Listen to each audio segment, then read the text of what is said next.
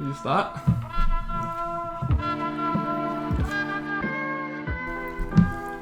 Welcome to the 5 to 9 podcast. A podcast about creators for creators living the 5 to 9 life. I think that was our quietest start. What do you mean? Normally we're talking, but anyway. Episode 10. There's no guest today, it's just me and this guy. Yeah. Yes, today, yes. What are we talking about, Demas, today? Today we're going to be talking about travel and travel gear and sort of what we carry around when we travel. I think next to making money, travel and tips, and that was probably the second most requested topic. Yep. I think you guys all like gear. I've brought a lot of my stuff down and we're going to show... Yeah, at the end of this episode we're going to show a lot of the gear that we carry when we're traveling. There's different kits, all the little bits and pieces that kind of make travel and I guess photography a lot easier. Mm-hmm. So stay tuned to the end for that. If you're listening to the audio on Spotify and iTunes... Give us a rating. and a review, anyway. Not only that, but we're going to be showing a lot of stuff on the YouTube video. So if you want to see what we're showing and see the gear that we use, come check the YouTube video. I recommend you watch our podcasts over listening to them, just in general, because we spend a lot of time editing them and we have video, but we also show a lot of content. I don't know how descriptive we are on like the audio podcast. It's also hard to watch something for an hour, right? But I guess it's have it on the side and then you leave it on and you don't have to stare at us for 2 hours or whatever. But I usually leave it on the side and it's interesting. I'll kind of look over.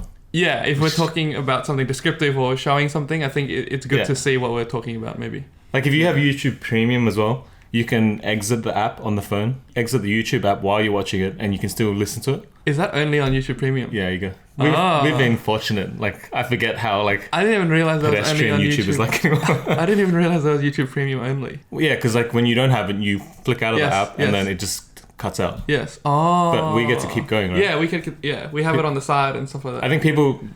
Highly recommended YouTube Premium. Yeah. If you've been listening to the podcast so far, thank you so much. And I mean, it's growing slowly, and we've been really enjoying making these and talking to our friends, and it's been really fun. We're gonna be making YouTube videos for this podcast that aren't going to be released as audio podcasts. Yeah, so they're not technically podcasts. So we're probably gonna make some sort of other videos as well. So stay tuned for that, and it should be fun. Subscribe to our YouTube channel if you want to kind of follow along. Yeah, we've got some good ideas coming up. Especially the podcast listeners. And we're about to travel soon, so there's a lot of content that should be coming. All right, let's start by listing a few of the places we've been to. We've traveled, more than your average. We haven't traveled like crazy amounts because I work in an architecture firm, so I can't travel that much. But I have traveled compared to people like our friend Etch. He's travelled everywhere. Yeah, where was he recently? Rwanda. We haven't travelled as much as that, but I guess we have travelled more than your average. And where have you been? Name some places quickly. So on my honeymoon last year with Lucy, we went to like Hawaii, San Francisco, Yosemite, LA. You've been to the other side, like Turkey. Also, so we went to a friend's wedding in Turkey. Went to a friend's wedding in Turkey, but at the same time we did some travels as well. On top of Turkey, we've went via Abu Dhabi and Dubai. Been to Hong Kong quite a few times. Been to Japan quite a few times. We were in Hong Kong together. Yeah, but I've never been to the East Coast of America. So that's the next trip coming up. And this podcast should be out when I'm actually in New York, I think. You're flying out like 2 days from now. And 2 days from now. 3 or 4 days from now. Yeah, so we'll be in New York together. What about you? Where have you been? I haven't done South America, but I've me neither. recently done Europe. So I've done Venice, Berlin, London, Mykonos, and then done Japan. Yeah. But I'm not Japanese. Bits and pieces of Asia, like Singapore, Malaysia. You're from Malaysia? Yeah. I'm from Indonesia, so I've obviously been there. Bali? I've been to Bali quite a few times for friends' weddings and cousins' weddings. It's always been kind of popular though. So. Yeah, I mean, it's a really nice place to chill and relax. I've done US quite a bit, and I'm going to be spending like almost the next 2 months in the US back and forth. But you recently also went on that pretty big road trip on the US too, right? Shout out Matt Joes and Jake Rich. Yeah, but that looked really fun, just on a bus the whole time. Well, we're doing that again. All right, so there's this guy called James, and you already know TK, and us four are traveling. We're doing a road trip from LA to Utah. All the way to Arizona, I think. All the way to New Mexico, I think. Shiprock. Yeah. And then all the way back. Yep. And that's like a precursor to Adobe Max. Yeah, which we'll be doing a few of, and then we'll be recording a few, like season 2 episodes with some international guests. We haven't confirmed yet, but we're thinking of getting some really cool people on the podcast very soon. Up until this point, they've all been Sydney-based guests. Yeah, and they've all been coming to my apartment to record this podcast. Thank you so much for all the guests that's been on. We do plan on recording with international guests and maybe some through Skype as well soon. When we travel, right, most of our travel has been kind of self-funded. Well, it always starts off being self-funded trip, I think, for me. I think people want to know how to travel for work, and like they see us traveling all the time. More often than not, we travel with our own money and our own planning. But I think when you travel by your own planning, your own money, and self-fund the trip, it always leads to more opportunities. Like going there and creating really good content and posting it on your social media or whatnot, and sharing your work. I think there's more chance that a tourism board or a company might fly you there for another It's kind of strange like that. I think because when you go on your own, right, you're going to places that you really want to go. Yep. And then you probably take better photos because they're what you want to do. Exactly, yeah, and you're not like tied to a certain job, so you can like have more freedom to do whatever you want. You have more time to shoot. You have more time to relax. So then you take a great photo, which you share around, and then that kind of goes viral, hopefully. Maybe. Or gets some kind of attention, right? Yeah. People who live there and also tourism boards, and then they notice that you've been there, and then they want to send you back there. There's also certain strategies, but we talked about. There's also certain strategies to get your work out there more, right? Like using certain hashtags. Yeah, so all of you want to know how to get paid to travel. We have done a few travel jobs, so like how did you get your ones and where'd you go? I didn't realize how much I've done until... Well, you were like, oh yeah, I haven't done that many. I've only done 2, and then you started counting them out. It's like a little bit quite a few more than 2, but I feel like it's the locations that I've been to before. Yeah, we've been through this on the other podcast. Yeah, it's always like I've traveled. I think tourism-wise, I've only done Japan, and that was for a night photography campaign. They wanted to show off the nightlife in Japan. That was like probably one of the coolest trips I've ever been on because I got to pick the locations, and I got to shoot night, which is what I love to shoot. And basically... It lined up perfectly. Yeah, and I just posted photos that I would have posted anyways. And it was perfect. The itinerary was good. I got a friend of mine, Koki, to be my assistant. And I guess it was fun because we were friends and... You don't like shooting alone, so... Yeah, and it's good to have him because he can like stand in as a model or like... Like, Koki, run over there. Because we were like in Hakuba, it was like full crazy snow. Did you do any video? Did you story? I storied it, I have a few clips. But I should have recorded more video, I think. Like proper video. Which hopefully we're going to shoot a lot of video for our US road trip. Yeah. What about you? And like, where have you traveled for like tourism boards? So I've done the Tasmania thing. I think we've mentioned this before. If you listen to the podcast. I've done Tasmania too, actually. But I thought we were going to go international. Oh, you did Mona. I've done that. Darth Mofo, yeah. I've done that. That was really cool. Did visit Japan. So I went to Japan. Went to Tohoku, which is north of Tokyo. Yeah. Interestingly, it's a different part of Japan. Then, like, I've been doing more kind of commercial work, which I guess I haven't shared on Instagram or whatever. Mm-hmm. So that's, like, taking me to Berlin, London, Venice, and Mykonos, and soon to the US. And what sort of work were you doing? I was making commercial videos for Marriott. Okay. Yeah, so I can share some clips, I think. Yeah. So, but these videos will just, like, be used for Marriott's purposes. Yeah. So basically, I'm just there to go and film it all and edit and that kind of stuff. And the focus on it was shooting food and chefs and stuff, I guess? It was a docu-series based on Marriott's talents. Yeah.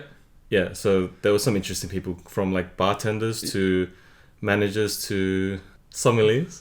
What is that? I don't even know what that is. A wine expert. Right. So when you go to a restaurant, she helps you pair like wines with your food and stuff.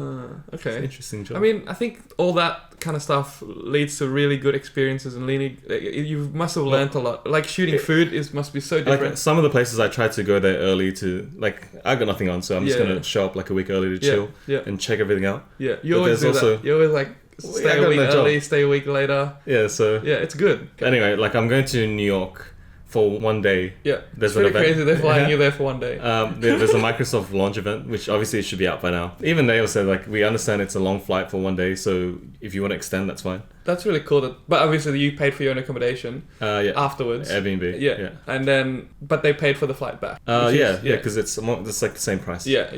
So exactly. I extended for like 10 days and I'm crashing Demas's your holiday, I guess. So I've planned a trip with Lucy to go to New York. Shout out to Lucy. And Chicago for a while. We've been like, it's been on our bucket list for a long time, especially for me because I love urban environments and cities and buildings and been really... New York's a big... Really interested like a big place to go for your interests. list, I think. Yeah, for sure. There's a lot of cool buildings and architecture, and hopefully by that time, some of the photos will be out already on my Instagram. So Demas planned to go there like a long time ago with him and his wife, and I'm crashing.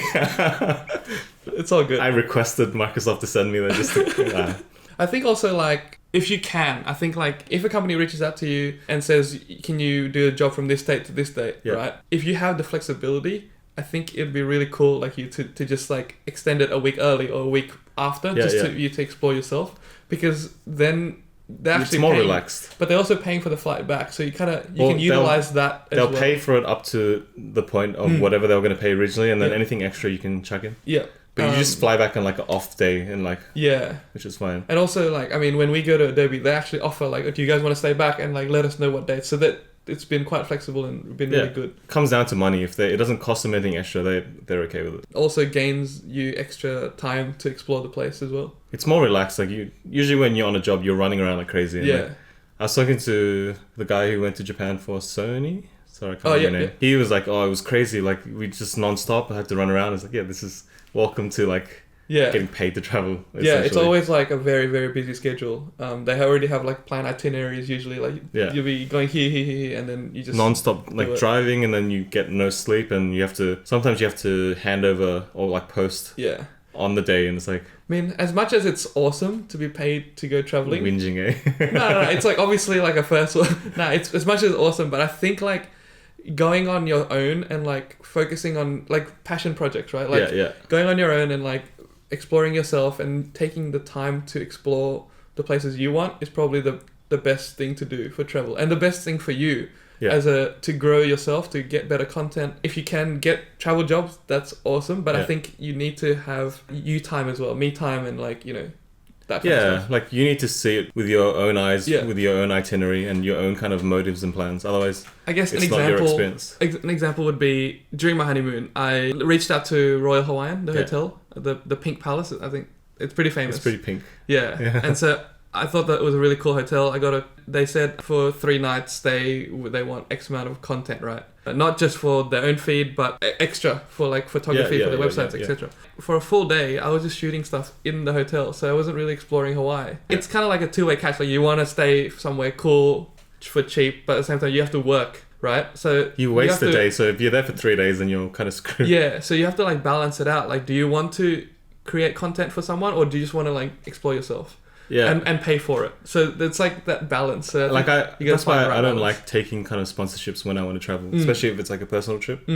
I did for Iceland. So rentalcars.com, I reached out to them because we needed a car, obviously. Yeah. And I think like that kind of worked out because I want to shoot landscapes, but I want also scale.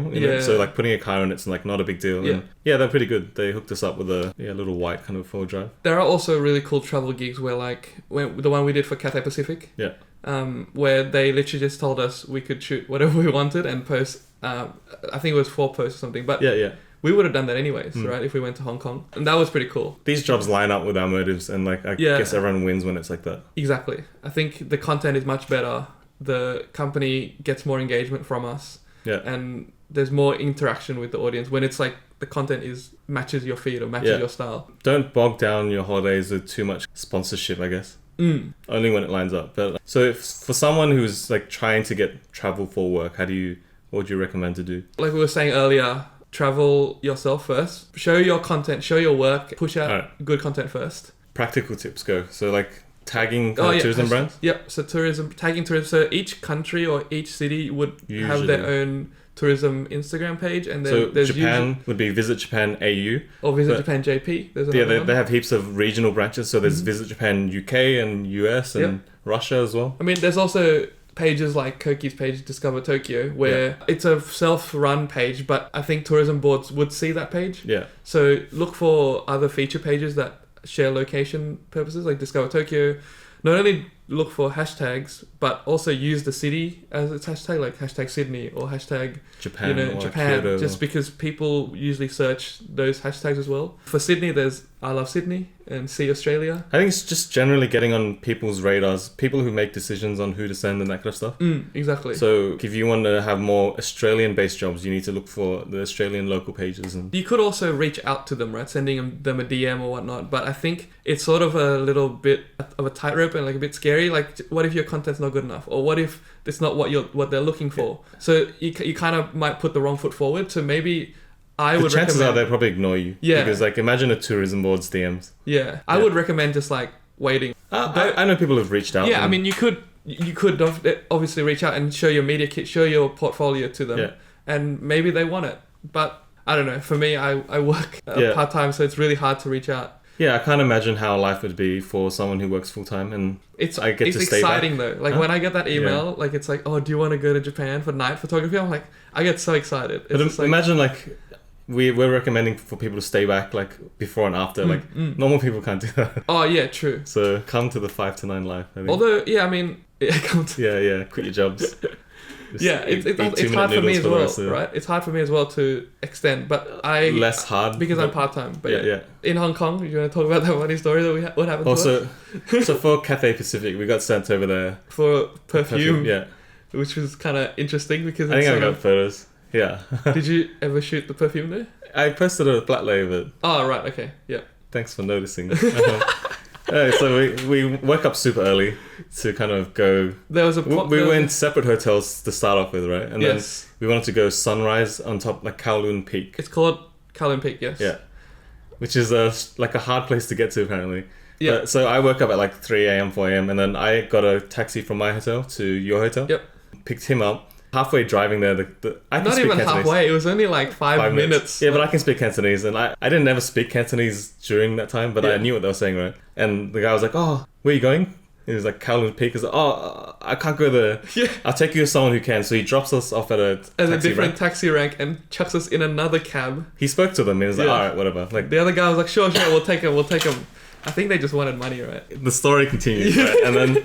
So the guy drives us, like, it's all good, like, we're gonna half an hour, 20 minutes, we're gonna meet the two Singaporean Ryans. Yeah. They were closer, so they were already up there, whatever. We got driven for like another 20 minutes, and then we got to this like kind of suburban. They all had like kind of security gates, and it was a nice area, right? Yeah, but they dropped us at the very bottom of the hill. But he was like, "Okay, you're here, just get out." I was like, "What?" Yeah, so he said we were here, but we weren't actually there. Because we had Google Maps open, and we could tell that we weren't where we were meant to be. It was still another 20 minutes drive up the road. Yeah, so he's like, just go. It's not even up the road, it's like up a massive like mountain. It's called Kowloon Peak, so it's at the very top. Yeah, and to get to the top, I researched it, right? Like to walk from the bottom to the top takes like an hour. Yeah. And sunrise was in like 15 minutes or whatever. He's like, just go. I was like, I knew you didn't want to drive up there. Yeah. Because I kind of knew that like it's a one-way road. Yeah, so he would have to do a massive loop for him to go back down. It's like 15 minutes. I don't know. He's just, anyways. Yeah, to get to the top, because he's definitely not going to find anyone to drive it back from the top.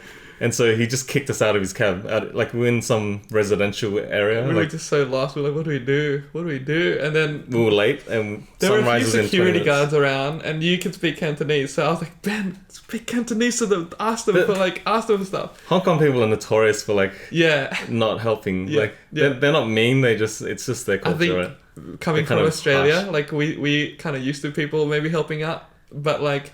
Yeah. That's why I was like, Ben, come on, just talk to them. Like, I knew they weren't going to help, so this guy's like, hey, just talk to the guys. Like, man, he's just going to tell us. He did tell us to go away. Then. Yeah, so then he gave us... we found a cab number. We found a cab number online. Because we were stuck in a residential area.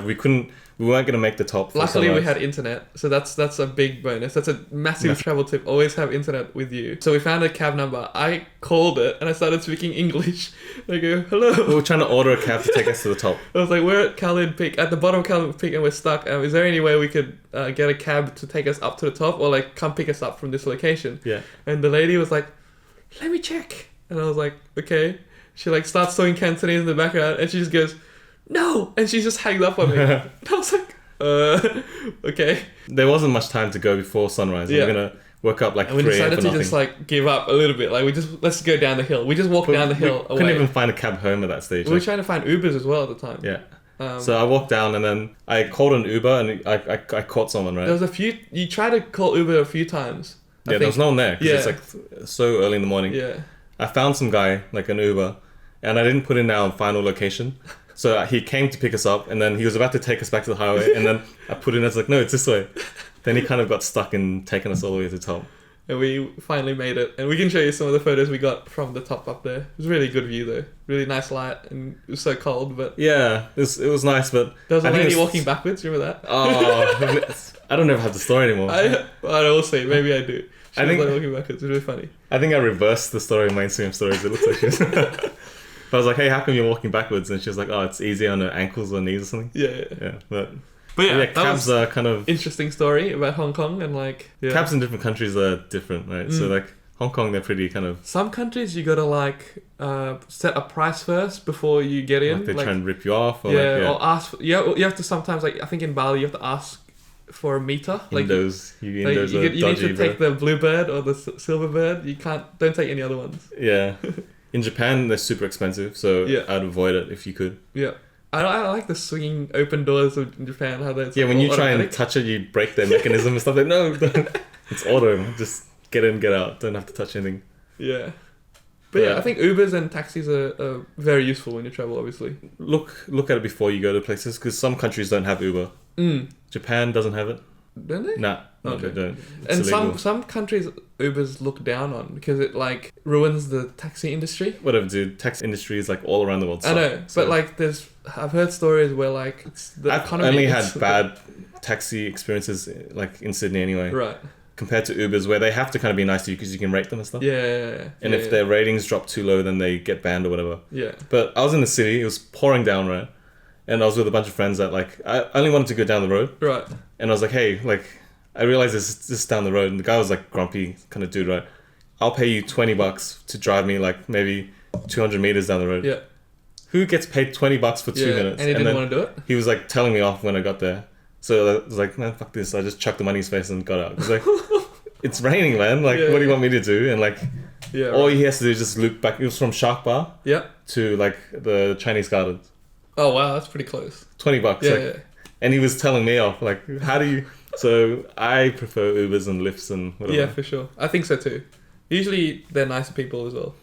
Because they're just regular daily people that just some driving talk around. to you too much. Sometimes. Speaking of Japan, one of the first times you went was actually like you won a competition. We actually talked about this in episode 1. You showed that. Did we talk about how I won a competition, right? I used another account to, like one of my side accounts that I test things with. I posted an old photo on there. Yeah. Yeah, there's a lot of haters when you win stuff. You don't even realize. I don't know how often you've ever won stuff before, but in the comments of the photo, they were like, this guy shouldn't be allowed to win. I was like, what? And then they're like, why? He's like, he's a flight attendant. Look at it. I was like, where'd you get that from? And then do you have these comments like probably not screenshotted? It's probably still on their feed. Maybe I can find it. But there was another one because I can show you the photo, right? Yeah. But I use maps that I kind of found on the thing. Oh yeah, they started I printed it out to kind of like to use that map is copyrighted and this photo isn't his, it's on this website, and they pasted all the URLs. It's on that website, and like he stole it from somewhere. It's like I didn't even know my photo had moved onto all those websites, right? They just used it without my permission. Right. And then there was another one. They found my original account. Yep. Itchban, right? Yep. And then they're like, this guy's he works for Flight Center. He shouldn't. What? Where are you getting this from? Oh, like, wow. He doesn't deserve to win. Like, I've worked and then... He's got so many followers already, like that kind of stuff, Yeah. And like, I told them about it when I won. Just like, hey, like, this is my side account, just to make sure it's all above board. And I read the terms and conditions, so it's all good. These are regular people. Like, I looked them all up and stuff. I have a list, so I remember exactly. I'm going to get you back one day, man. But essentially, like, dude works like as a film producer, writer. Like, he's stepping in saying, like, talking trash. Like, they don't understand... Because it's the internet, they can just say all these harsh things and be like, I'm just going to go back to my daily life. Like, But you can't say that shit. Like, it's sort of, there's a lot of, sometimes people don't really understand. And like, you being a bitch. It's, sometimes, like people don't really understand that your comments reach another person. Yeah, and like, there's no real world consequence because you're just typing shit. Yeah, and they're just hiding behind their phone and their keyboards and stuff. But like, I mean... I could have put them on blast. Like it's enough of an audience to kind of get like people to hate on them as well. But I mean, it's also the same when like I post photos that are obviously Photoshop and then people just like hate on me because it's fake. As in, I'm not saying it's not fake. I'm saying it's just my creative expression. So they should know by now, but I think It's usually the people who don't follow you. It's always the people that don't follow me, and like even my Dubai plane one, they're like, where? Like all these Middle Eastern people are asking me where it is. It's interesting because they all don't follow me. If I don't answer it, they get really angry. Oh, it's tough sometimes. Be nice on the internet, I think. Yeah, just like be respectful, be nice, and do a bit of research first as well. Like don't just assume everything is real.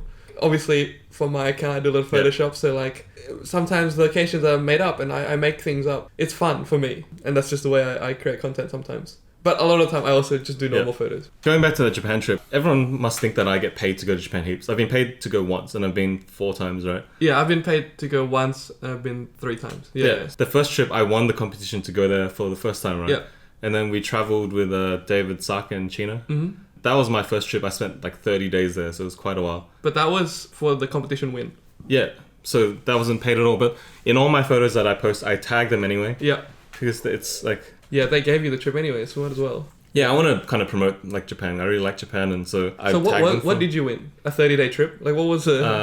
$7,500 in a travel voucher. Prize was like a trip to Japan with like all expenses included. But it was just easier for them just to give me an amount, and then I can just do whatever. Add on to whatever. Yeah. Right. So I reached out to their travel agent. Yeah. And then we just planned all the... That's good. It's like so much flexibility. Yeah. And if you wanted to keep it under $7,500, you could have as well. Like it's up to you, right? Yeah, that's cool. Okay. That works out for them because I'm going to produce all this content and kind of promote them for free. Exactly. Pretty much. I think it works out, but like obviously people started to hate on it because it's like, did Visit Japan AU just pick this guy because he has lots of followers? Like, obviously that was the reason why people started hating on it. But like, you clearly won fair and square. Like you use a second account. This photo's boring. Why? Like, my friend's photo's better. I look at it. It's like, is it though? It's like, but like, it's an interesting story, man. Well, I know someone who's won Alexander Jason. Hopefully, we can get him on the podcast. Yeah. But he told me he won some. I'm kind of rough on the details, right? But he won a competition to go to Ibiza. Okay. I think it was like Red Bull, or maybe it was like one of those ones, right? But the runner-up got so angry that he showed up at his house and wanted to fight him.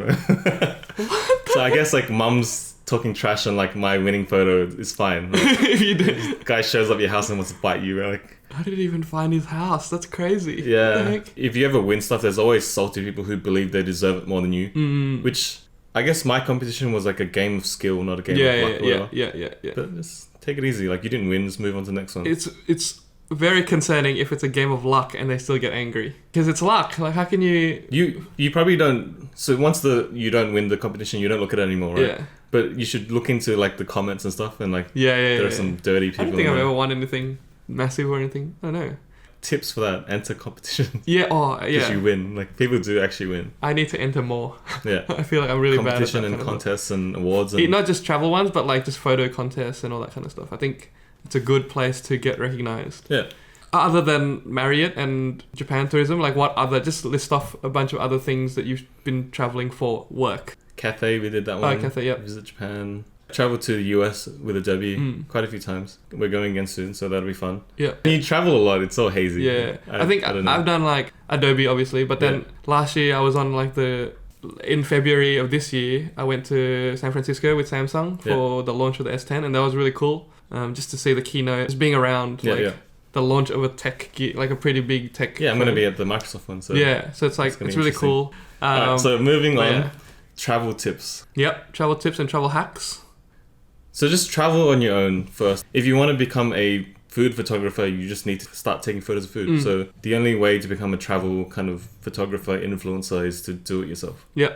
We're going to talk about travel gear and stuff after this. So we'll list off a few very essential things that we do when we travel. Because like when you're traveling back to places and like you're traveling a lot and non-stop, little things matter. Yep. So what are some travel tips and hacks that you've kind of...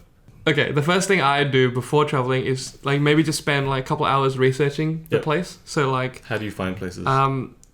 Reaching out to someone and asking straight away is sort of a little lazy. And you also don't learn much about the place if you just do it. I think the best way to do it is obviously find those geotags or whatnot on Instagram or look for people's photos and look at them and then go to Google and search for it. And like what I do, you probably do this as well. You save all... Before a trip, you're browsing Instagram, so you create a saved folder on Instagram. And you save all the places that you think are cool New York City, around that area. You can also type in Google photography location in New York City, and you can usually those articles are usually like the dad locations. But you can create something cool with those. Like dad locations are good too sometimes. Yeah. Let's say there's articles that are like top 12 places, right? And then so you just go through them and see if you think they're cool. And then you add it to a map. So I've been, because of James Tuna, I actually started putting all the locations I want to go to in New York on a map. It's a pretty good way to, especially a collaborative way, because there's 4 of us going on a road trip, right? Yeah. We can all add places and like add notes, and it's we share a map, a US map.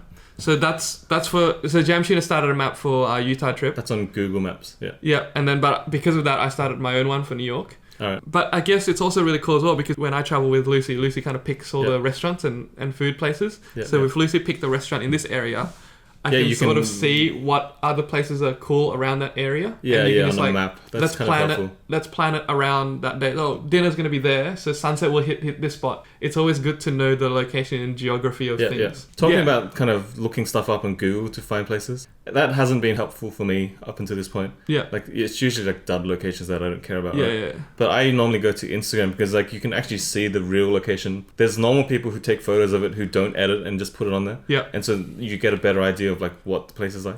And even if you don't know the name of the location, you can literally like very descriptively write in Google what you think it is. If it's the Oculus in New York or something, right? The building looks like this. You can type in like white architecture New York or something, or like that kind of stuff, and it'll be. So I think doing a bit of research on your own will always get you further, because one, you don't annoy someone, you can find it yourself. Someone who lives somewhere popular, people are going to ask like them a million times, like, how do I get this place? It's annoying. Sometimes it's like an illegal rooftop or something. Like, how do you obviously you're not going to get there. Yourself. Yeah, it's hard. Like, if I've known someone like for a long time on Instagram, like whatever, I help them. Stuff. Yeah. You need to build a relationship first. Sliding into DMs to find locals and also to ask for locations, right? I think when people are trying to plan their holiday, they're so wrapped up in their planning that they're just like, whatever, I'm just going to send a message to Skype. And it usually is like, hey, how do I get to this place? Yeah. You need to remember that you don't know this person. You need to have etiquette. And I've done it a few times, like just like not thinking, you're just like, hey, where is this place? And then I read it, I was like, oh, I'm an asshole. Like, it's like actually quite simple to find that kind of stuff. Getting help from locals is handy. Mm-hmm. You can cut down a lot of that, like, oh shit, I've taken the wrong train, or like, if you can meet a local on your trip, that would be really cool as well. You know, someone you've been following, or they've been following you back, like a mutual following. That's always really, really good. Talking about my Japan trip with David Sark, the one that I won, right? We weren't planning on meeting any people. A few of them reached out to us, and we met up with a lot of people because of that throughout the trip. And I think that was probably one of my favorite parts of the trip. Yeah. Like meeting people, and I didn't think it would be, and I didn't want to kind of bother with meeting people. I think it's sort of, there's like a time and place to meet people. Like, for example, my trip with Lucy, like we want like, sometimes we want alone time where I'm just like me and my wife, and like we just want to chill out. So it's sometimes hard to, like, if people are DMing me, let's meet. It's like, what do I say? Like, because it wastes like a whole day meeting one person. Yeah, because I do want to meet people, but I also want to spend time with my wife, and like just we don't get to travel together very often, so we do want that sometimes. Well, if my time's limited, I'll try and do a group meeting. Try to find maybe like do a little mini Insta meet or something, like just like organize like everyone that you want to meet to try and. But you got to be careful because like there's cliques and stuff. Like some people hate each other, and like sometimes you invite them all out, and then like you're causing fights everywhere. No, but like it's just efficient. When I was in Japan, I was there for 30 days, so like you've met a lot of people on that trip. But like I'm stuck with Chino, and we're staying in like these tiny ass like Japan hotel rooms where you can like sleeping on 3 single beds. Like I can touch like the other guy next to me. It's kind of too much to be like close to that person for like 30 days. So we met a whole bunch of people, and then we went like eating and like barbecue and that kind of stuff. So that was kind of. I think also, locals always take you to the good eating spots and like the cheap ones too. Like, because obviously the tourist locations have a premium on the prices of restaurants. So the locals know like these little hidden alleyways that take you, really nice food places. So that's really good to do. Usually they're pretty nice, but obviously you're meeting someone from the internet, so just be careful. One of my tips, YouTube Premium. I think I've spoken about this maybe a few times, but big fan of YouTube Premium because I like to watch YouTube over like kind of long-winded movies on the plane. That's short and you can just start and stop. It's not that expensive. We share it. If you can share it with some mates, you can. It's actually really so cheap. What does YouTube Premium give you? It gives you no ads. We haven't seen an ad for like over a year. And also like usually people use ad block, but like that's really bad because then the creators don't get the money that they, but so this is a good way to support creators, I guess. Yeah. I think they get more money when we watch it, or like there's a premium kind of section, but you can download offline videos, which I bank up so many before I travel. Yeah, so before you get on your flight or like on your way to the airport, just like download a bunch of videos that you've subscribed to. Download this video right here. You can listen to it without watching it. Yeah. Without YouTube Premium, if you lock your phone, it cuts out. Oh, yeah. I didn't even know that. Right, okay. I've been like privileged to have. Yeah. Shout out to Gareth Hayden, who got us on it. Yeah. So then I download heaps of videos and that kind of stuff, and then I have we'll save it. I will show you in the gear. It's like a little clip table stand thing that's like I put on the table and I can watch it and stuff. And one tip for YouTube Premium: when you change countries, so if you go to Japan, you can't download offline videos in Japan. Yeah. And so when you get there, like for your flight back, you can't do it. So you need to bank up as much as you can. Yeah. And there's different rules for different regions and. Yeah. All right, next tip. Noise cancelling headphones are really good to have on a flight. Crying babies and like that. No, not even just crying babies, just like the flight noise and like it helps you sleep better. You could like put really nice relaxing music or whatever music you want to listen to. Yeah. Noise cancelling headphones are what I would recommend. We use the Bose QC 35-2s. Are the ones we both use at the moment. I use AirPods sometimes. Like I use both of them. Sometimes it's more convenient to just like quickly watch something and. Yeah. I mean, in like a hotel room or whatever, it's like easier to just put. But I don't like wearing the on-ear headphones for too long. I don't mind it. I don't mind it. Depends though. Depends if they clamp down on. Maybe you have a big head or something where it's like it clamps down really hard and it's like super tight. But like it pushes my glasses in, so it's like. I've got a tip. Okay. Wearing a t-shirt with a pocket. Really? What's that for? Didn't realize this until recently. Like, so you put stuff in your pocket, right? Especially if you're in economy, like you're crammed sometimes. You're sitting in like a middle seat with strangers. It's hard to get shit out of your pockets. So you put it here. Yeah. So like I can put kind of my phone stand here. Like, it's kind of easy to read. I always wear a hoodie, so like I can put it in pockets like this. Yeah, but if it slips out and you lose your shit, like I think it's pretty obvious. Yeah. Okay. Try it out. It's a good tip. All right, go next tip. I'll have to look into buying t-shirts and pockets next. Oh, I wear like a over kind of button shirt with a pocket. Because when it gets cold, I can use it as a blanket. But right. This budget airlines thing, blankets for. Okay, when you get to a location, shoot the classic stuff first, like the shots you've seen or you want first, and then spend maybe 15-20 minutes on that, and then the rest of the time find new locations, a few new angles and like things that are more creative, I think. And that I think people are concerned, like, I don't want to get the same shot of like. It's okay. And then you try and look for something unique to the point that like it's straining. So I think it's okay to look start with like the classic one.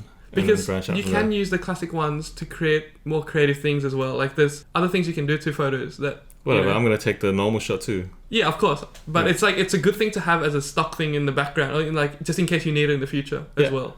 So shoot portrait and landscape as well. That's really important. Instagram photographers, because these days we're so focused on shooting portrait because of Instagram, but like landscape is also mobile, really landscape is also really good for websites and other things as well. So make sure you remember to do both. I think cameras are high enough megapixel these days that you can crop in. It's fine. Yeah. Shoot a bit wider if you have to, but sometimes clients are like, "Hey, do you have a landscape?" I was like, "Oh." Yeah. I think on Lightroom, right, you can filter. There's an advanced filter, and you can filter landscape photos by portrait. And like I think David Sark did his Japan one from our trip, right? Right. And it was the ratio was way off. And he's like, man, I need to kind of remember to shoot. That's a good like check how much you're shooting verticals. Yeah. Because I shoot a lot. Like 90% verticals. This guy. When you land in the city. Oh yeah. I think rather than getting cabs everywhere, you should walk around a bit if it's not too dangerous. Depends on the city, but yeah, walking is definitely much better. Like even getting a cab to drop you in one location and you walk around. Yeah. That's fine as well. I think in New York, instead of getting a train, which would be like taking like 5 minutes, I walked for like 40 minutes. Yeah, and just to see the. Yeah, I think New York. I didn't find anything, but like New York is probably one of the best places to walk around. I've heard, like as in, there's other places where you actually can't walk around. Yeah, like LA, you just walk through like a suburban thing for like 3 hours. Even Bali, you can't really walk around. It's like really barren roads sometimes, like nothing there. So I would wander through some of the more local kind of. Oh yeah, like there's definitely like really denser areas that you can walk around, but yeah. When you go to a place, do you book hotels or do you book Airbnbs? I think I prefer hotels, but I think it also depends. Swanky. Nah, as in like it depends. There are obviously really good Airbnbs out there, and Airbnbs usually sometimes are in really nice locations, so it really depends. You need to be good at finding Airbnbs, I think. Pat's pretty good at it. He usually gets us good places. I think I was in Shanghai for a job, right? And I showed up early for the job, so I had to book my own Airbnb. And I booked it in the French Quarters in Shanghai. It's like a hipstery area, but it's very local. And so local that outside of my house, there's like this old lady, and she was like working every day, and she strips wires. Oh, wow. But I say hi to her every day, and like it's that local. You go out to like, the shop, and after a week there, I stayed in like the 5-star hotel. 5-star hotel was like probably the nicest hotel I've ever stayed at, right? But it was also, it would have given me a different view of Shanghai. Yeah, for sure. I wouldn't have seen that side of it if I didn't stay in the Airbnb. Yeah. So that's pretty important. Like, stay like a local if you want to really kind of explore the place. One of the first times I went to Japan was like around New Year's time. Yep. And so Lucy and I booked a hotel, and then we couldn't find any hotels New Year's Eve and New Year's Day. So it's crazy.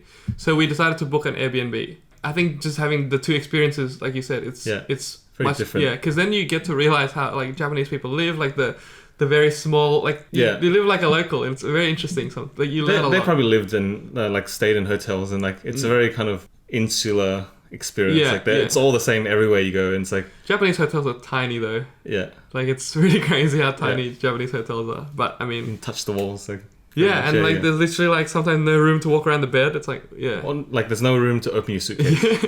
Anyway, all right. So what do you do with money? I have a travel credit card that I use. It's like a 28 degrees, and it doesn't have any fees and that kind of stuff. So it's really good for traveling. Yeah.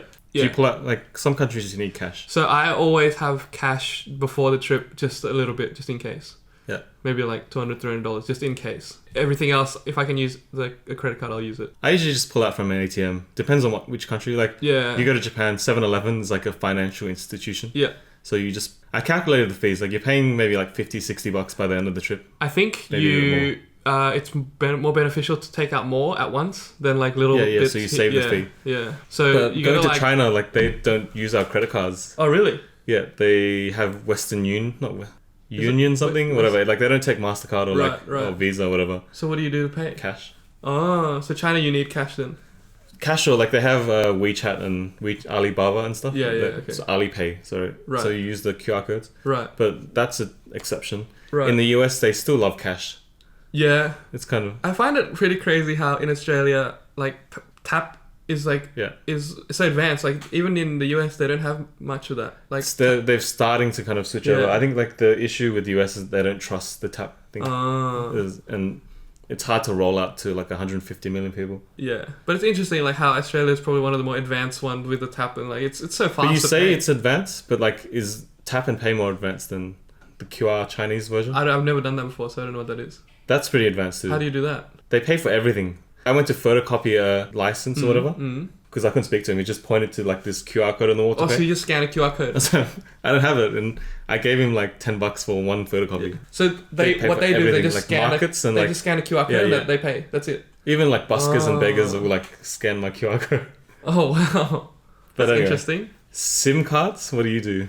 Like I feel like having the internet makes it super helpful. I think for me... Plus we're addicted to the internet. I always get to the place first before I get a SIM card. Like, That's annoying. Something different, right? Because, like, if you show up and everything's closed, like, if you show up, like, get there at midnight or whatever. I think always have a way to get to your hotel, and then you could find stuff. Know exactly the hotel address, all that kind of stuff. So, like, then from there you could find... Because that's what I usually do. And then never buy a SIM card at the airport. Nah, there's usually you get ripped off. Like so in Japan, badly. you buy it from like there's a convenience store that you buy it from. But even in like San Francisco, there's like a dodgy shop like just waiting for people to buy from you. But so when I go to America, I get a prepaid AT&T plan that like lasts you a month. I think Japan's on the list. So Pat K uses this product. So what is it called? Describe it. Whatever the name is. It's basically a travel SIM card. Connects to the most like ideal and so how do you provider. pay and how much data so you just pay online and there's different plans. You could pay like $23 and you get like X amount of gigs or something. If I'm traveling just this month, right? I'm not paying for it, and then when I want to travel I pay. Yes. Alright. And then you don't have to use it all. If you go to a different location, it transfers, I think. Okay. So that's pretty good. It's called no roaming. Did you have problems when you landed in Japan? Yeah, it took a while to connect to the actual provider. It took me like an hour because I was waiting. I was trying to know what train to get. That's and frustrating. So I was at the airport just waiting for this. Yeah. I was like, and then I tried to just connect to the airport Wi-Fi. I'm like, Pat, it's not working. You want to hit the ground running. Like that kind of annoys me, and I want internet straight away so I don't feel lost. When in Japan, you can get it at the airport. But like when I go to America, I just go to the hotel and then I go find an AT&T store. I use this website called SIM Corner. Yeah. I don't know if they're Australian or whatever. They're not the cheapest, but they send you the SIM card or whatever. There's different plans for each region and country. Yeah. They'll ship it to you because it's like an envelope, so it's quick, right? It takes like 2 days for it to reach your house. And then I have a SIM card before I even land. So I'll change my SIM cards in the plane. Yeah. And as soon as I land, it connects straight away. I paid $100 for unlimited for 30 days for US. Yeah, okay. It's not cheap, but I'm there for a whole month. Yeah. So it's like I can still use it on my next trip. Yeah. But that means like as soon as I land, I get all the messages and stuff that you miss on the plane, and then straight to Google Maps, and you don't have to hang around or wait or whatever. Although most airports have Wi-Fi, so it's okay. You gotta be careful with public Wi-Fi. Airports should be okay, right? It's an airport. How do you normally book plane seats and stuff? What do you mean? I travel alone a lot, so I guess maybe there's like people get plane sick, and so they like. Shout out Flo. You listening, Flo? He likes to sit at the front of the plane, so near the wing, and so I don't care, man. I can sit. I can sit anywhere. Yeah, so I'm like I always go to the back of the plane. So just in case there's more room, as in people don't like to go to the back, and like usually you find all the empty rows there. Yeah. And do you go seat or like window or aisle? What's your? I prefer window. Yeah. But Lucy prefers aisle. So if you need to piss, then you need to kind of. Yeah, that's why if I'm traveling with Lucy, we get a window and an aisle. Like if it's a tour on the side. Yeah.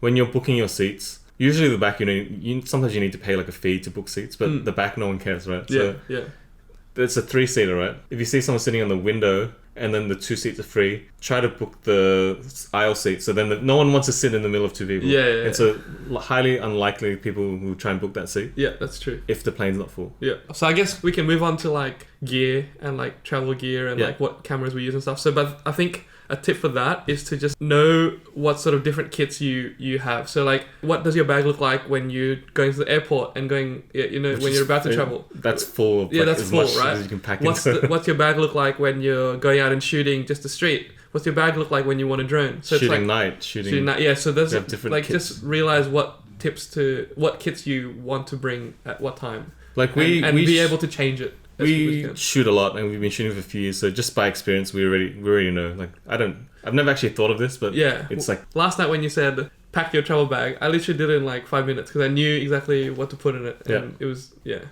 Mine's a bit more complicated. Yeah, I've mine was simple, and then I bought the Blackmagic, and it's like, oh, now I have to rethink this whole thing. Like, I think my setup's still pretty simple. Yeah, you have different kits for different scenarios. Yep, I have a creator kits on my website. You should check it out. I've only done one episode, right? One kind of blog post, but I want to try and do more customized. That on my website as well, just to show people what I use and stuff. For different scenarios, people like, I'm going hiking. Do you bring your 15 kilo bag? Like, exactly. Everyone wants to know what bag. It's a common question because there's no one right bag for everyone. Yep. Whereas I've been through quite a few. I've been through quite a few too. So I've first started off with a Low Pro 450. Gear talk. Okay, let's just do a bit of gear talk. So I guess if you're listening to this on the audio, this is probably the time to switch to the video, I guess. We'll try to be descriptive. We'll try to be as descriptive, I guess. Yes. So I guess in terms of what bags I've used in the past, so the first one I ever bought was a Low Pro Tactic 450 AW. Don't block. Yeah, okay. So speak at the... Yeah, so this is the bag. It was actually really good. I used it for a really, really long time. That way. Oh, put it over there. And then the next bag I used was this DJI Phantom 4 Pro backpack. Your audio is going to be blocked, huh? I think it's okay. We can... DJI Phantom 4 Pro backpack. Because I was carrying around the Phantom 4 Pro for a long time. You put your camera and stuff in there. I put everything in there, yeah. And I had to sling a tripod using the tripod bag. Yeah, that's fine. And then now I currently use Peak Design Everyday Carry 20 litres, this one. Alright. And yeah, so this is your current bag, and this is my current bag, and this is what I would carry every day. Do you like it? Why have you stopped on this bag? I think it's because it's just so compact and like it's small, and I think it fits everything that I need inside. Yeah. I can fit it's a lot of pretty stuff popular kind of camera backpack for a reason. Yeah. I mean, there's a lot of like cool features of it, like how you can like lock the straps so like it's more secure and kind of, yeah. What about you? I really like this, I think it's the, here you go, bag model. Oh, yeah, the bag model. Chrome Industries Nico backpack. Yeah.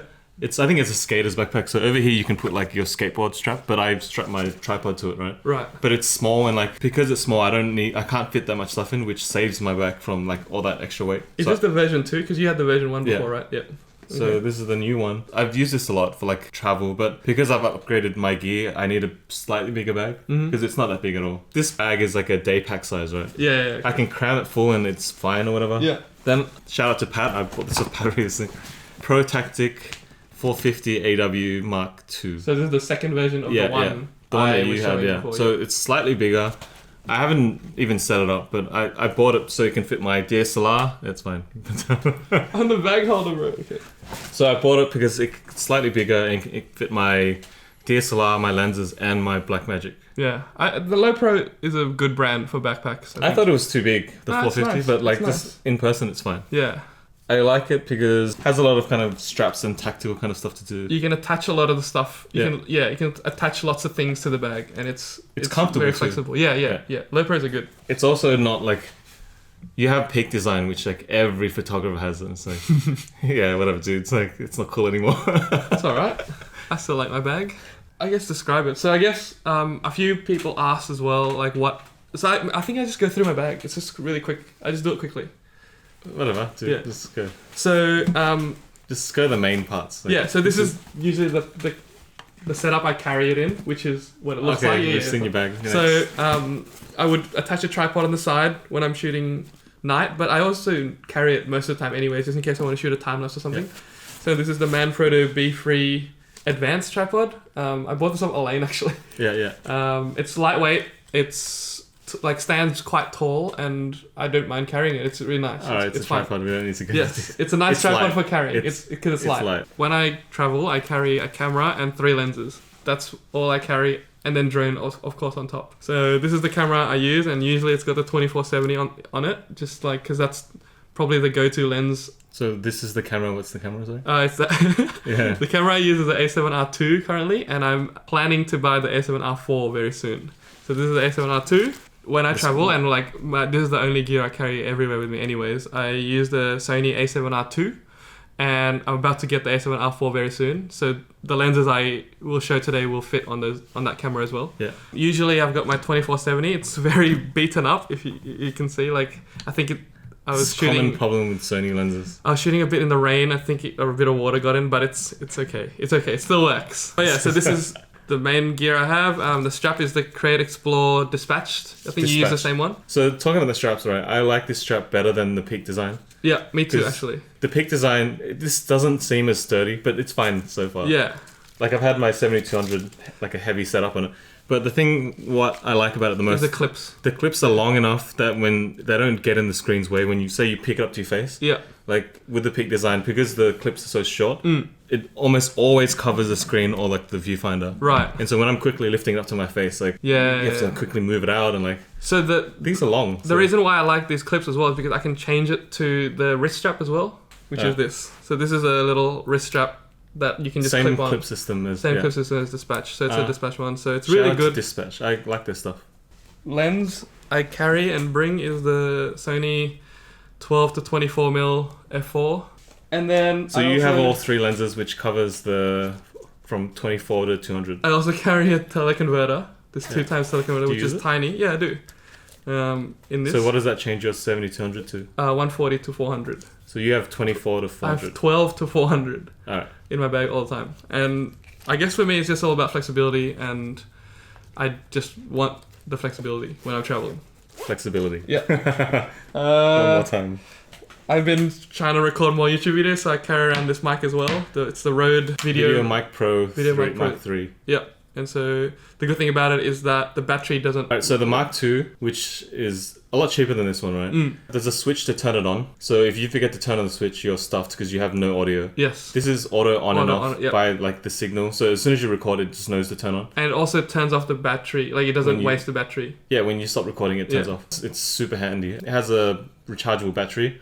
The Mark II has a 9-volt which runs out, and it's more expensive, but I recommend it. Something a bit more obscure is that like we both carry around this lens kit too, right? So is this the medium or the? I think this is the medium. The large is huge, right? But the thing is, it looks kind of massive, right? And it mostly fits in your lenses. But the issue with like wide lenses is that you, especially if you shoot straight out, it's fine. Yeah. But if you shoot on an angle, like on the window or whatever, you can usually pick up the side of the lens scope. Yeah. So I think having a large one is better. Yeah. But it's massive. It is massive. But I mean, you can fold this down to like, you can fold it like really tiny in your bag anyways. So the reason why this is useful is because you can... Yeah, what is it? It blocks reflections when you're shooting through glass. Or reflective, Yeah, or reflective surfaces. It has suction cups, so you like plant it to the window, and on the back it has like a drawstring to so it has suction cups here. It has suction cups here, so you can suction cups to the window, and then this is a little drawstring, so you could like put your lens in it, and so it blocks off all the reflections. Yeah. You know that Rainbow Bridge shot that everyone takes? Yeah. Like, it's super handy. And like shooting off observation decks. Yeah. Use that. Yeah. And then final thing, I guess, when I... You final already, is that? Yeah, I don't have much. Okay.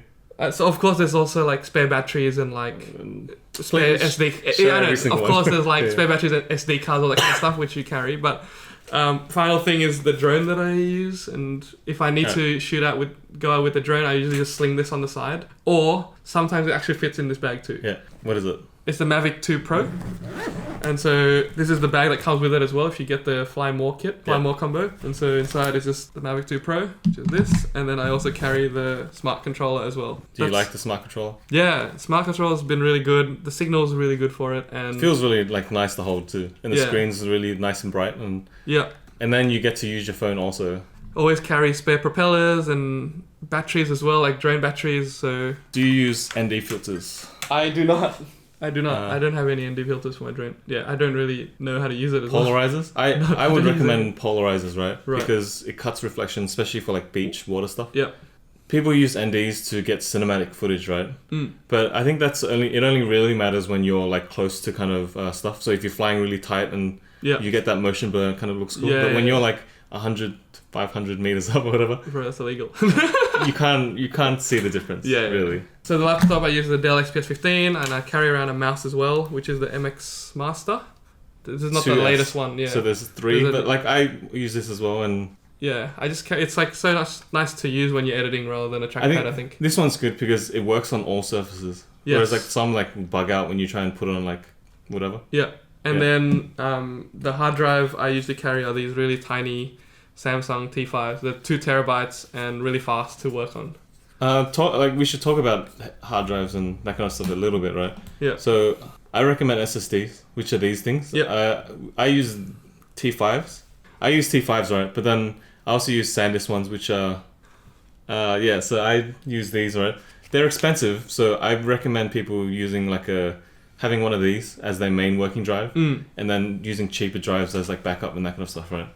Yeah. So when you're traveling, you were saying buy a cheaper drive as well, so you could like copy both. I say that, but all my hard drives are like this. But anyway, like the plan is to, after your shoot every day, I make it routine so I don't forget, because it usually messes me up if I don't offload that night. Yes, I offload every day as well. Yeah, so you offload onto your SSD. Yeah. And then every day or second day, depending on how much time you have, you mirror that drive onto a cheaper, like the big spinning hard drives or whatever. And then you put that in a different bag. Yeah. So your check-in bag. Yep. So my backpack will have something, and then my like big luggage will have something. Yep. And then if it's for a job, I'll give it to someone else. Yeah. Sometimes I triple back up depending on what. Yeah. Yeah. Okay. And then I guess power boards are really important. You use a power cube. I'll just show you photos. Yeah. So the reason why I use a power cube, right, is because it keeps, you can charge all your stuff. Yep. We get to hotels, it's like 50 things you're charging, right? I mean, a power cube and a power board is very similar. It's just like different setup of plugs. You can plug it all into one port, right? And also you only need one travel adapter. So you use that one travel adapter. Well, you have one as well, right? Yes. Like the pin one where you push up. Yes. All right, so you get a power cube, which I recommend. because the power cube's smaller than like a whole board or whatever this guy uses, right? And then you can charge all your stuff in one power point in one location in your hotel room. Yep. Because have you ever had to check out and it's like, it's almost 10, we have to get out of the room, otherwise they're going to charge us. And then like you're trying to gather all your stuff and like each like charges on the bottom of the wall and like you're going to miss something. Yeah. So having it all in one spot. Yeah. My main camera, which I've been shooting with for a while, is a 5D Mark IV. I usually keep a 2470 on it, which is a Sigma 2470 2.8. And I use this one over the Canon one because it has image stabilization, but it's also big and heavy. I used it for video, but now I have a dedicated video camera. I use it for photos mostly now and like kind of casual video. What lenses? Show me your lenses. I use everything, like 2470, 85. No, I didn't bring it all. Okay. So the 85, 2470, 1635. 85 1.4, 2470 2.8. Yeah, they're all. Yeah. Okay. They're just lenses. Okay. You know? Yep. In no particular order, I like this thing. So what it is, it's a adapter by Satechi. Yeah. The standard kind of plug, right? And then at the front it has three USBs. There's a quick port USB and then the USB-C charger. Yep. And so I can charge a whole bunch of my stuff. Everything's kind of USB these days. Yep. Plus I charge my laptop. Right. Okay. And so if I'm like in bed editing or whatever, I can just use this thing. Yep. And it's all there. Okay. Nice. You should get one. It's pretty good. Okay. My video camera is I'm using Blackmagic. Which is the one we're recording on right now. I just show a photo of it, which is also our podcast setup. So some of you guys have asked like what we're shooting with our podcast. Yep. So we have a Atomos Shinobi screen with a Blackmagic 6K. Yep. And so such a long name. And I've got a cage and BMPCC 6K. Yeah. Got a whole cage set up using an SSD. Yep. Pretty handy, but I'm going to try and use that for travel. Yep. I don't know if that's going to annoy me because up until this date I've used one camera for both. Yep. So having to switch is going to be pretty annoying. Well, that takes my EF lenses. When there's a guest, the second camera is my A7R2 and I just use a 2470 on it. That's the tight shot you always see. Yep. And then the mic that you see here is the Blue Yeti. If you look it up on YouTube, it gets the most kind of reviews or whatever. That's why we kind of got it. Yeah. So the reason why I don't like the DJI leather bag, right? It's very nice, but I don't use it because it's a big kind of block and it's very hard to pack into your backpack, right? Yep. So I have this thing. So it has my drone inside. You can I think you can buy it on the DJI website. So it's by PG Ytech. Basically, it's a hard case that just fits the Mavic. No controller, no nothing else. And that means you can split your controller off from your batteries and that kind of stuff and pack it into your bag a bit easier. I guess bomb bags are... This is by AER SF. Oh, I thought this was Peak Design. Nah. Oh, okay. They use similar material. Yeah. They use similar material. Basically, I use it when I don't want to carry my big backpack out. So I have a bum bag that I carry. Like I put my phone, my wallet. It's pretty handy. Like you don't have to carry your big ass like kind of camera backpack out. In there, I've got a Fujifilm X100F, which has a fixed focal length of like 28 or something. And I use it just like casually or whatever. That's for photos. Then I also use this thing that I'm trying to build into my kit, which is a DJI Osmo Pocket. So it has a little gimbal and stuff, yeah. It's a tiny 4K 60 camera that can shoot photos and videos or whatever, but it has a gimbal so it's kind of stabilized and I can get shots that I don't have to whip my big camera out. Like if I want to quickly get some stabilized video shots. It's pretty good. What thing do you have on it right now, this thing? Yeah, so it comes with like a leather case, which I don't use. It's got a Polar Pro cage on it. Right. Which like protects it, I guess. Yeah, and you've got the little wheel on it. That's the DJI one, right? Yeah, because if you put all the wheel and all that other stuff, it doesn't fit into that regular case. Right. I've got this PG Ytech kind of gimbal lock because it'll get damaged pretty easy if you don't use a gimbal lock. Yeah, so this is the DJI Osmo Mobile 3. It's a foldable gimbal for your smartphone. So I just got a new phone which shoots pretty good video apparently. So I'm going to try and use this to shoot a bit more kind of casual stuff. Alright, so this is the Peak Design. It's just a pouch. It has a lot of like sleeves and stuff. I put all my loose kind of stuff in it. Yeah, there's nothing more to say. It keeps everything, all my cables, all my SSDs, all... Like I'm sure you can buy a cheaper kind of alternative, but this is nice material. It's waterproof and has a lot of kind of utility pockets and zippers and clips and... Oh yeah, this is your phone thing. Use your... Super tiny, so I watch, like I said before, I watch YouTube Red and stuff, right? And like on a plane, I don't know how to use it. Okay, I got it. Idiot proof, right? Okay, I got it. Huh? Like this dickhead. Alright. Okay. It's pretty simple kind of thing, but it means I can watch like phone stuff and I don't have to hold my phone up on the planes. You got it? Yeah, you got it. Just keep talking. No. Alright, so then try and put it up. You didn't finish your sentence. It's super thin. I got it as like a gift when I bought something on eBay. Like they sent like a thing to get me, but it's adjustable. It's low tech. I think you can buy it on eBay and stuff. I'm having trouble finding them. Really? You can't find it anymore? You have to buy like 50 of them. Right. That's the only solid. I'm gonna try and shoot some film, I guess. I keep saying that, but I never do it. But I've got this Pentax MX, I think, with a 50mm 1.7. Another useful kind of thing, it's the peak design capture. It can take a lot of weight, surprisingly. I had my 5D with a 7200 on it.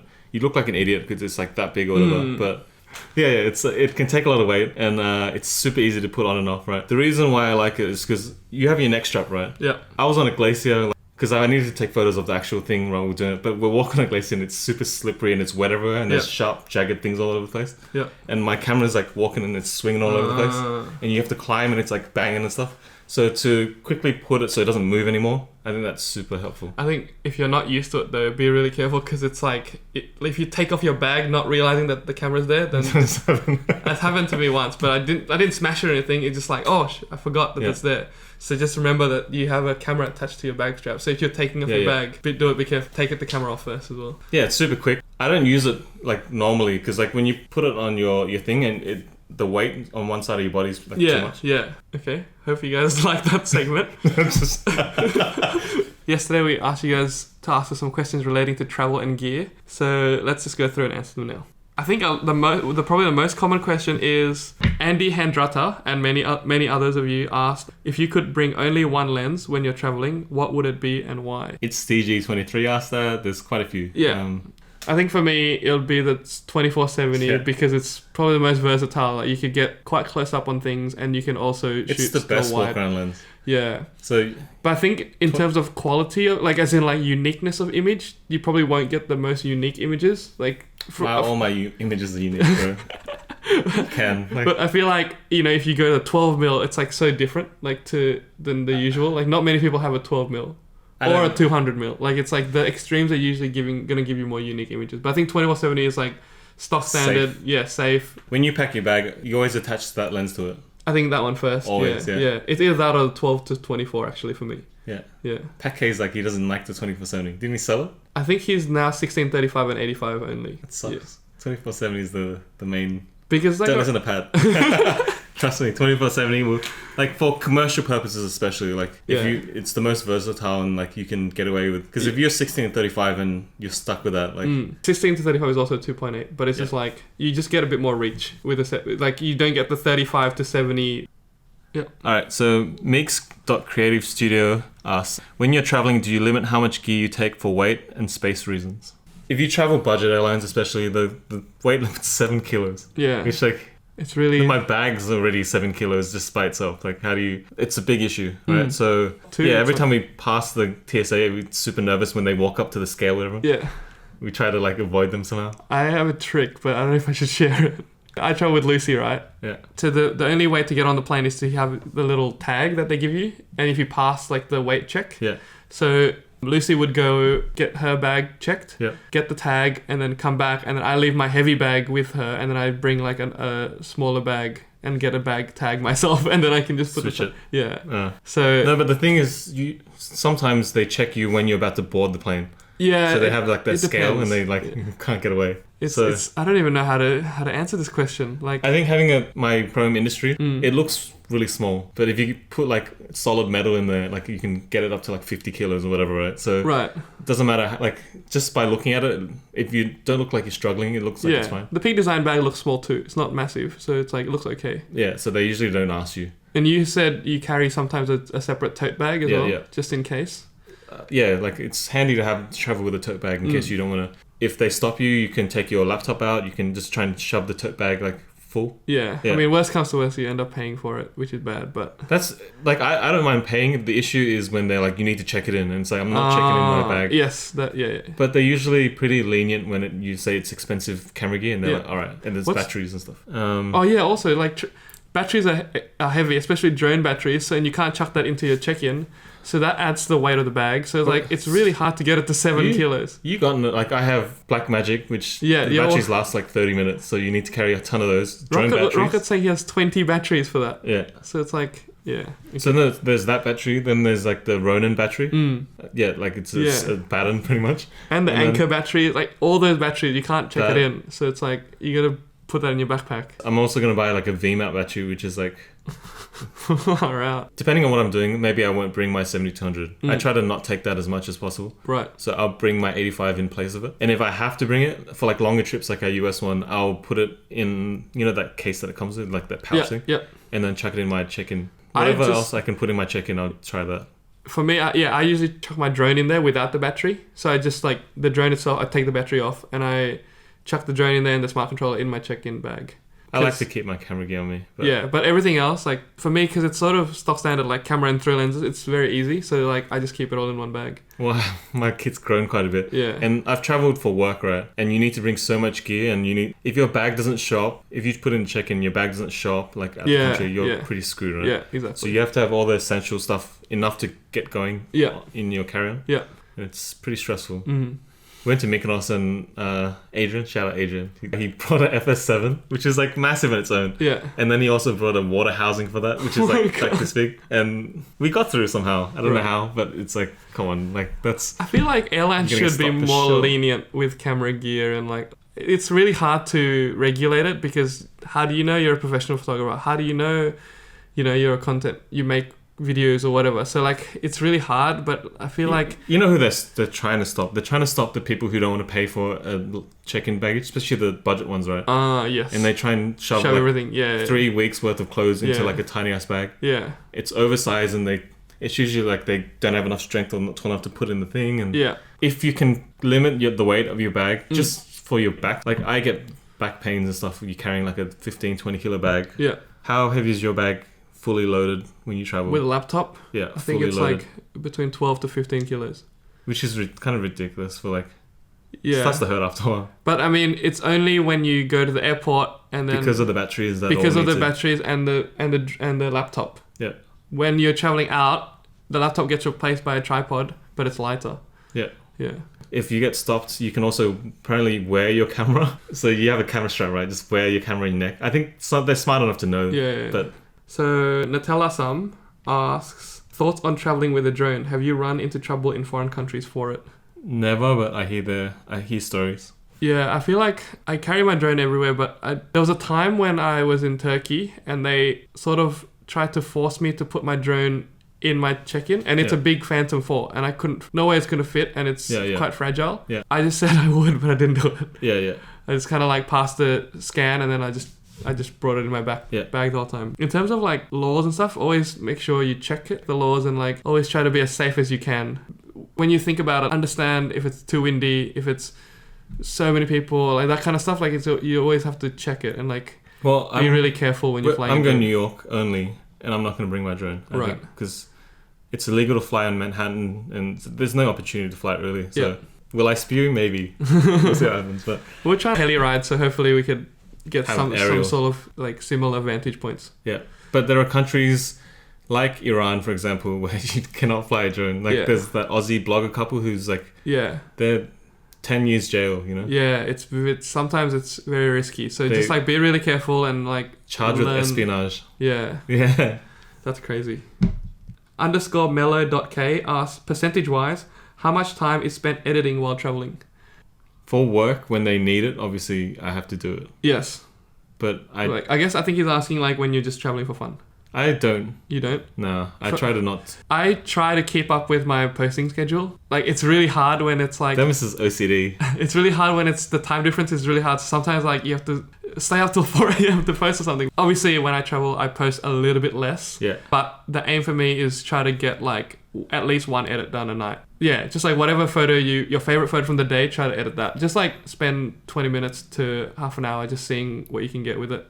But I might try and post a photo here and there. You don't have time to really sit down and look at all your photos, and you might post a shit one, I guess. Sometimes giving a bit of a break, shooting and then thinking about it for a couple of days is probably better than just editing it straight away. I try to maybe just edit one photo a day, or maybe one photo every 2 days when I'm traveling.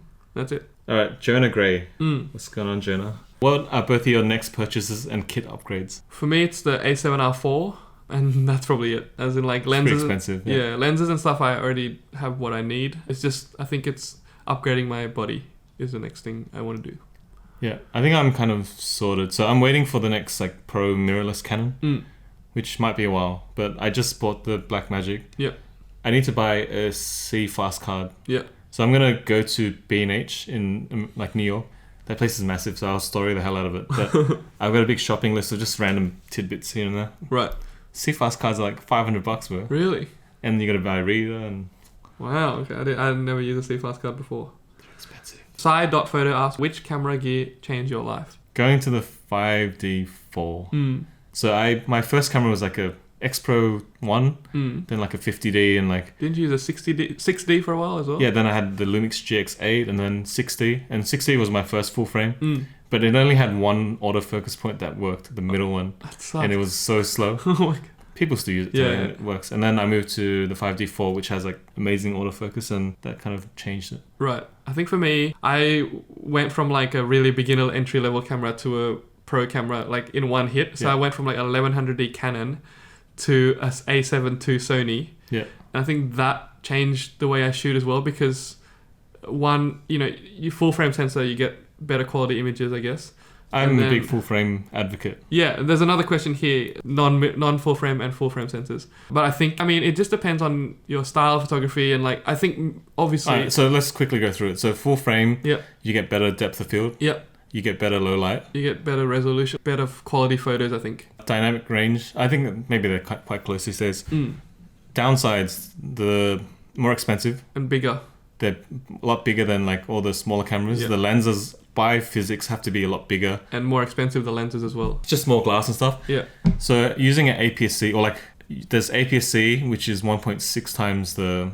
Yeah. And then there's Micro Four Thirds, which is 2 even times. Smaller, yeah. The benefits of that is that the lenses, you can get a lot smaller lenses. Yeah. But you can also get a lot longer focal length for the same kind of... But I guess because the sensor is also so big, it allows more light to hit it. And so you can...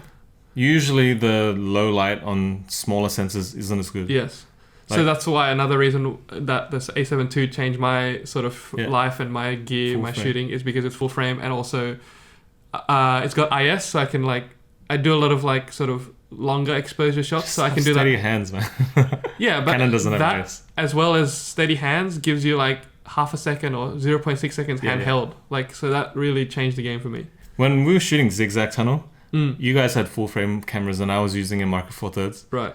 And we were in that tunnel, it was dark, right? Yeah. And I was capping out at 1600 ISO and it was like almost unusable.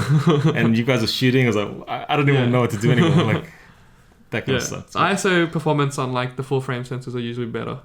Fueled by Junk asks, any mobile photography tips? I think mobile photography is getting very popular now. I think, like, again, it's sort of like... You've been an advocate. Yeah, I've been a Samsung advocate, a Samsung ambassador for a couple of years, and because of that, I've started to shoot a lot more mobile photography. And I think not only like you can apply the same techniques as a camera, they're just as good in daylight. So try to look for all the different angles, right? So like go low. Like if you actually like flip your phone upside down, you can actually get lower to the ground instead of, if you're shooting like that, you get like that. And it's more troublesome trying to do that same thing with a DSLR. Yeah. It's like being bulky and like... Yeah. I think it's all about finding unique angles. So no matter what camera you use, it's always going to be finding the unique angle. Phone cameras now have the super wide angle lens as well, so that like... Yeah, I just got it. Yeah, if you go to like a really cool architecture spot, try to utilize the wide angle lens. Yeah, and just like try to not just shoot the thing for what it is, but like try to frame it into something. So like you can get into little nooks and crannies and crevices with a phone camera. You can like go into tighter spots and like put your camera in tighter locations. And so like you can street photography is a lot more subtle. It looks like you're just on your phone. Yeah, If you use like a remote shutter, like so Note 10 has a pen. The pen, yeah. But if you use like a Actually, they don't have anymore, but like a hands-free kit, you can kind of press the button. Yeah, exactly. Or you can just hit the like that. My friends don't have a headphone jack. Neither do Samsungs anymore. Oh, now, yeah, but like still the S10 still used to. People are like, oh, like I don't have enough money for gear and stuff. Like I think if you have a smartphone, which you probably do, yes, that's more than enough to get started. So there's less kind of crap to deal with, like changing lenses and like aperture and all that kind of stuff. But I think, everyone starts off with a phone camera, and then like.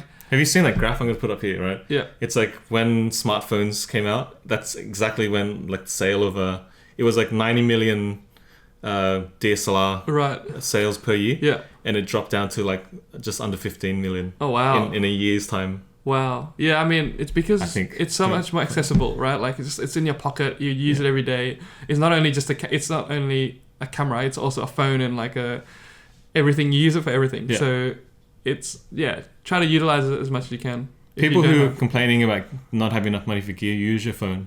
Yeah, that's and then I think you learn a lot more about composition, about finding unique angles. You learn so much more when you... Okay, one last question, I guess. You go. Benson Lamb 11. Your Creator Kits blog is great. Thanks, man. That's why you're choosing this question. So, what do you like to wear for wet weather conditions?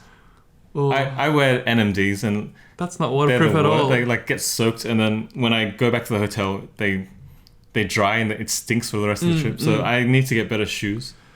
I think for rainy, because I like to shoot in the rain. It's sort of like tough because sometimes you don't prepare. Sometimes you don't prepare for wet weather conditions, and so like you just when you're traveling, you obviously want to wear like very comfy shoes. So for me, I usually wear like an Adidas Ultra Boost because it's really really comfy.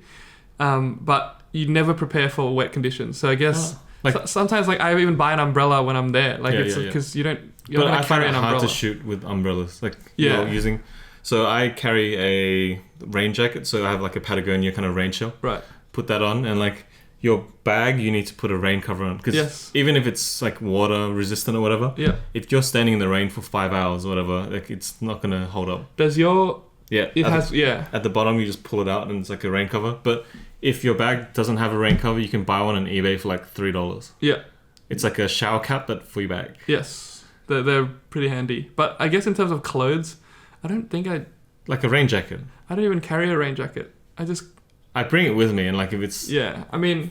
30 degrees, I don't bring it out with me. Like I think sunny. If I know that if I'm going to do a hike, or like if I know that I'm going to... New York, if it rains there, what are you going to do? Just get an umbrella. It's hard to shoot, man. I'd rather have like... But even my camera's not water sealed or water. But it will be soon. My camera currently, the S7R2, is not weatherproof, so I don't really like to shoot that in the rain. So I usually like go undercover, shoot something, and then like pack it up, kind of thing. Rainy New York, you have to kind of hit that. Though. Yeah, I definitely want to shoot it if it's raining, but like I don't really plan for it, which I probably should. Okay, Kurt McCarthy _ asks, do you think the price jump is worth it between f1.8 and f1.4? Depending on the lens. Usually the 1.4 is like the higher class lens, which it will be better image quality. Yeah. But sometimes, like the 55 1.8 Sony. Yeah, that's a really good one. Yeah, that's really good. If you're going to invest in lenses, buy the good ones. So like Sony has G Master lenses, and like Canon has the... Red Ring. Yeah, the L series. Yeah. Look for their kind of top range ones and invest in it. And I think... Everyone sort of started, like, you should have like a nifty 50 in your bag when you first start, I guess, I don't like the 50 anymore, but the but when you first start, it's like so cheap, right? It's like $150 something for the... Usually you can buy it for like under $100. Yeah. And like, it's so good. I mean, focus-wise, it was a bit slow comparing to now, but when you first start, it's actually a really good lens. And f1.8 as well, it's pretty good in low light. Yeah. I think f1.8 is enough. Just for depth, it's fine, but for image quality, just buy the better lens. Which if you have the money, if you have the budget. Yeah. All right, Rob Mullally. Mm-hmm. How you going, Rob? What is the best drone for travel? Mavic 2 Pro. Hands down, no question. There's not even... Yeah, not even a close second. Mavic 2 Pro is the best drone for travel, I think. Just in general. Yeah, best DJI drone. Mavic 2 Pro. Yeah, even in their lineup, I still feel the Mavic 2 Pro, the 1-inch sensor version, is the best drone out there. Mm-hmm. Like, unless you're shooting a big production, you don't really need an Inspire. Yeah. And I travel a lot, so... What about this June Y? Do you guys have a bucket shot you want to get? I have many shots in my mind, but I don't keep a running list. So like... Yeah. I think in terms of like shots and stuff, I just want to go to locations. I just want to go to cities and explore the city. There's obviously places that I really want to go to, but... Torpid trotter. Yep. Should I get gear insurance or save money and buy a gimbal and new lens? Whoa. This for me, it's obvious. It's not even Yeah, I mean, get gear insurance. And then save up for the other one. So you can get all three, but in the order of get gear insurance. I think gear insurance is quite... I mean, it also depends. You've never claimed though. It depends how serious you are about photography and how much you shoot. Well, if you don't shoot very often... And also how much gear you have to cover. If you don't shoot very often, then you probably don't need gear insurance. And if your gear's not too expensive, then you probably don't need gear insurance. But if you have lots of gear and you shoot often and you're always out and about, then you probably should get gear insurance. We do this for a living, so it's obvious, right? But like, if you are scared of like traveling and stuff, if you get travel insurance, it should cover it up to an extent. Are you talking about travel insurance or gear insurance? Photography insurance. Okay. But like, if you're just traveling and like you're doing it as a hobbyist, so your travel insurance should cover you up to a small amount. Yes. So maybe that's enough, but you need to look into that. But but photography insurance covers when you're not traveling too. So like if you're in your for own accidental country, damage and theft. Yeah. So if you like forget to take it at the location, you're pretty screwed, right? But I'm saying like if you have photography insurance and you break your camera when you're not traveling, you're breaking it at home or something, it's just covered. Then it's still covered. Yeah. But the reason why I'm a big advocate of photography insurance is that it allows you to be more reckless with your gear. A little bit, yeah.